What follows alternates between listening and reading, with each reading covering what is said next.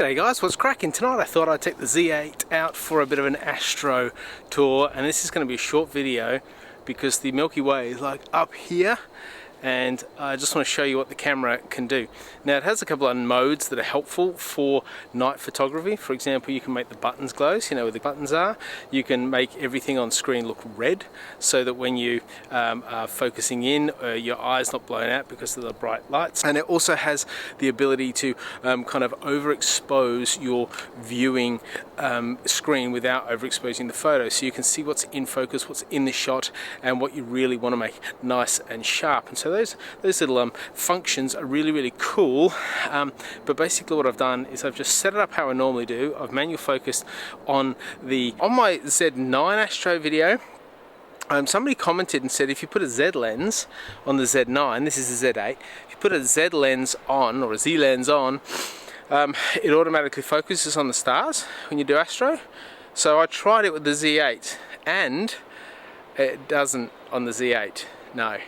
Completely blurry. So whether it's a Z9 thing, or whether it's just a freak analogy of nature that somebody else has got, or whether I'm doing it completely wrong and you need to put in the comments what I need to do differently, but I put it on autofocus, nah, no dice at all. Had to manually focus as I do. I do that by punching in on the zoom and then going really pin dot sharp on the stars, and then making sure it's a manual focus. There's a lighthouse here, look. Ah, there it is. It's like, oh man, is it going to make a liar out of me?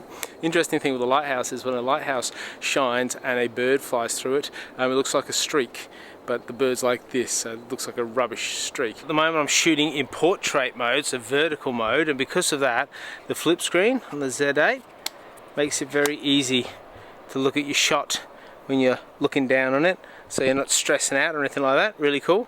The Z8 has performed flawlessly. It's been so good. I've got it on a 2-second timer. I've got it on a 10-second exposure because I find on my 20mm lens the stars move too much, so they're nice and sharp. That means I'm shooting at 1.8 aperture on my 20mm lens at 2000 ISO, and oh my gosh, it's glorious. It's divine. Have a look at this shot. I know. And so what I did is I focused on the lighthouse for this shot, and then I focused on the Milky Way for this shot, and then I brought them together for this shot, and I'm stoked. I travelled half an hour here.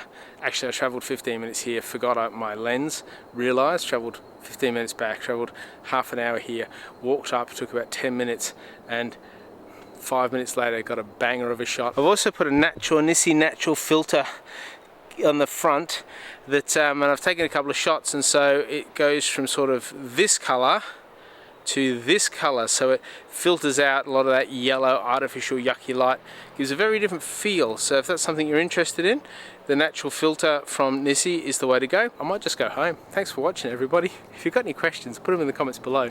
But the Z8 is not shabby at all when it comes to astrophotography. Peace.